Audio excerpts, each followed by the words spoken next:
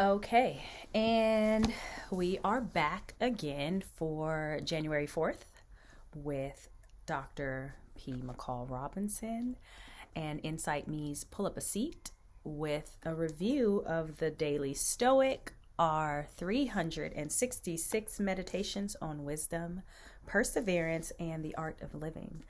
Thank you all for the support so far and the response and the feedback and the follow along. I'm loving it because this is like a genuine, actual first time I'm reviewing this. I've never seen it. Even when I read it word from word from the book, I don't even read ahead. I literally am reading right here with you and kind of interpreting that in the way I would from a psychological standpoint and how things have come up with clients and a lot of the things I see here. And of course, this is philosophy. So psychology is what, their second cousin, first cousin? I don't know, right? But just all in all, thank you for the support. And however you are tuning in, whether that is watching on YouTube or Vimeo or listening on Anchor, whatever it is, thanks a bunch. And let's get into January 4th, okay? This is called The Big Three. I don't know what that's going to be. All right. All you need are these: certainty of judgment in the present moment, action for the common good in the present moment, and an attitude of gratitude in the present moment for anything that comes your way. And that's Marcus Aurelius. So, yeah.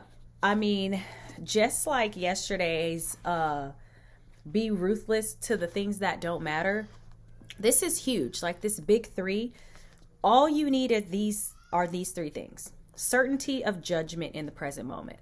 So this is for my peeps that I think of that have a really hard time with making a decision and going with that. And of course, from time to time, we may second guess ourselves, or we may be like, I wonder what another person may think. But sometimes this can be a real problem for someone. And I call these my overthinkers, this analysis paralysis, where you've thought yourself into submission and you don't do anything. You become inactive. And having a certainty of judgment, and that's one saying, I am a good judge of character. I trust me. I trust that I have enough life experiences and past experiences to say I can make this decision and I'm probably going to be okay. The second guessing of ourselves, there's this fine line between feeling confident and then this overly dependent on what other people may think or feel, to where, again, you've rendered yourself inactive and you can't make a decision without calling someone. And you don't need it to be talked out of it or talked into it. It's listening to that inner person that's in there that's telling you, hey, this is a good idea for you. Not, oh my gosh, what is this person going to think, and that person? There is this place of bouncing things off of someone and people we trust, but there is this step that becomes, it's too far, where you don't even trust your own self in the moment to say, I can make a good decision. I really don't need to call my therapist or anyone else, or my mom or my sister or my husband or whatever. You are a sound-minded person. And if you're not, maybe that's why you're in therapy or wherever you are, or seeking out help, so you can get to that place, so you can have certainty of judgment in the present moment. It's a skill, it's an art, it takes work, and that is self-esteem, that's confidence. These are the things that break any of us, and something that we all, I'm sure, have struggled with at some point in time in our life, and if not, still now. And that's totally okay. It is learning the tools to get to a place where you feel you are okay with the decisions that you make in a present moment. And even if that takes jumping off the ledge and going at it, and I give this task to my clients often, where I'm like, bottom line today, just make a decision, feel good about it, and don't ask any questions, don't ask for approval. Just be like, it's because I said so. And you don't have to have a reason. You don't have to know why. You don't have to explain to anyone because you're an adult. All right. Now we go to action for the common good in the present moment. Greater good. I did this for the greater good. Sometimes there's like all these different ethical and moral and value and dilemmas that can come up so often that, again, if we just spend so much time there, it's just the common good could just be who is in your household right now. Who does this decision impact? How? And is it for the best, our best interest, my best interest? And because there's 3 people of me inside of this one body, me, myself, and I am the common good. Is this a good decision for me? And then I have to factor in my external, my son, my husband, my friends, my family, and my exterior, whatever that is. Who suffers, right? It's casualties of war. But the common good in the present moment, you got to be able to prioritize what it is and why you're making decisions in the first place. Next, we have an attitude of gratitude in the present moment for anything that comes your way. Just being grateful is fucking hard because we're consumed throughout the day with why we are not as happy as the next person's page on Instagram. I don't know. Or, that grass is greener on the other side and I want more. And there's this difference between having goals and wanting to achieve them and this place of just insatiable. Like, even if you were happy, would you know it? At this point, ask yourself, like, am I actually Like, am I cool? Like, what am I grateful for? Just look around your house, look around your space, your room, wherever you are. If you're in the car, have a thought, keep your eyes on the road, but just think about something. And if you're with me and you're in a space and you're like, damn, find something that at one point, it brought you happiness. You were overwhelmed with joy about this. It does something for you. But now you're like, nah, it is what it is. What would that be? That's this attitude of gratitude. It's sometimes being able to hang on to the things that brought us joy before it somehow lost its luster. And then now you're like, I take it for granted. You want to know what brings me joy? This is crazy. You see this little sack of Cheerios right here? This is like my child's kryptonite. Loves it to death. I mean, it stops the world in its tracks. Whatever's happening, a cry, a spell, I need to sit on your lap right now, mommy.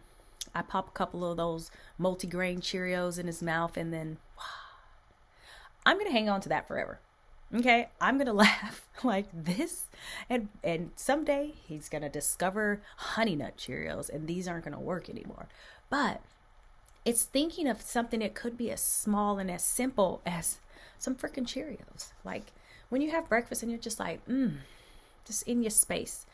An attitude of gratitude at any moment of the day and for anything that comes your way. That is very, very, very important. And as we learn how to have a quality of life, we hear this term, I want a better quality of life. The art of living. If you're not happy, the art of living is learning how to be happy. How to be grateful for like the breath right now that we stop even paying attention to. Like, oh, sheesh. Ask somebody with asthma or COPD, or one lung. Like, they understand what it feels like to have a full breath.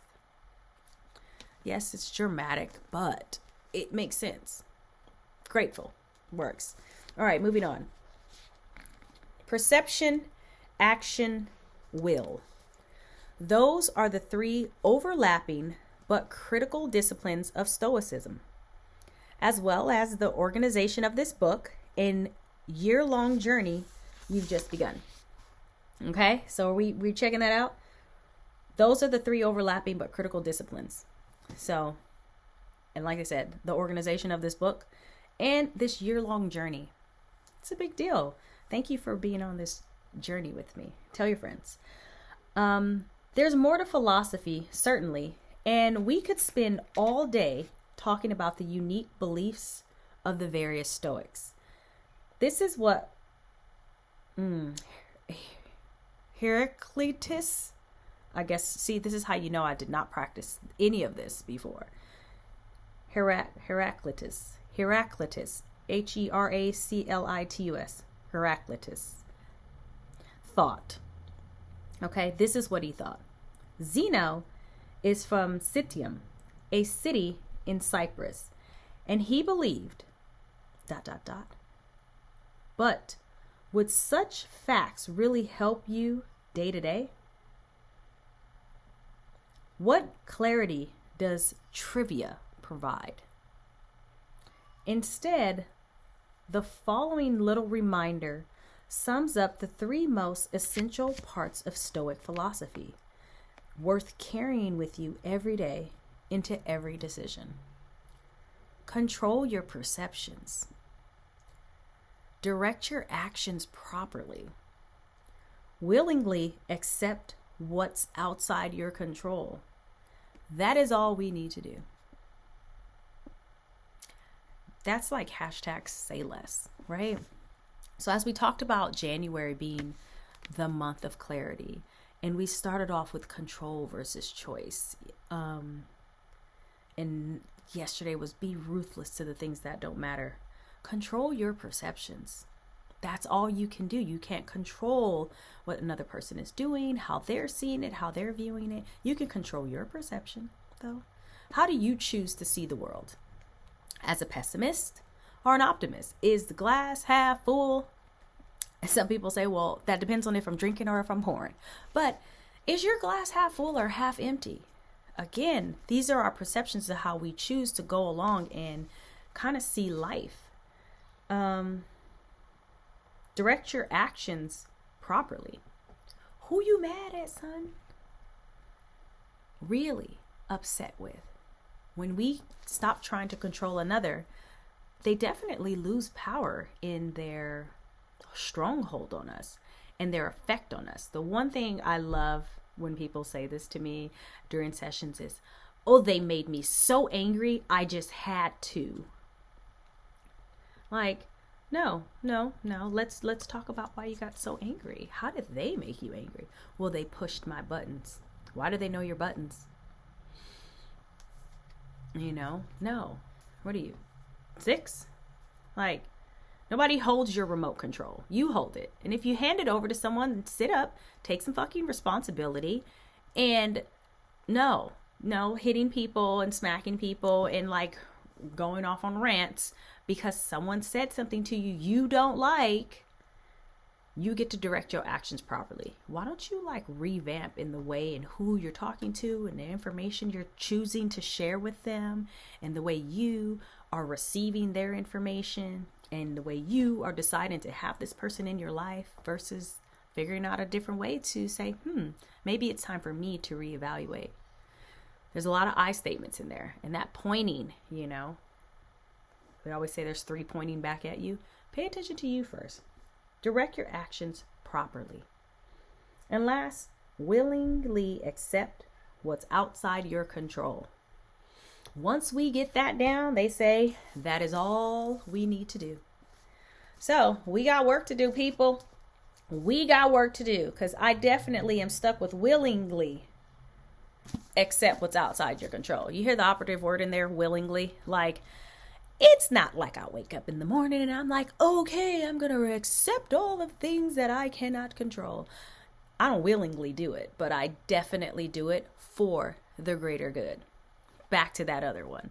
Because this house of 3 people in here, prior to me stepping outside and putting the hats on of my many other roles in life, as a friend, a sibling, a mother, a wife, a best friend, all of that. Before I can go out there and dress up for the world, this little able body has to be prepared and willing to accept what I can't control so I can have a better relationship with myself and those I continue to choose to have a relationship with in my life. That's all I got today. That's all that the Stoics gave me to go off of today. But We will be back. Tune in again. Again, keep the messages coming on IG at InsightMe. Email me, insight.me@gmail.com. Send me messages in Anchor. However you guys have been doing it. When there's a will, there is a way. I love to hear it. I love to respond and interact about these things. And until next time, I will see you again. Signing off. Thank you a bunch for tuning in.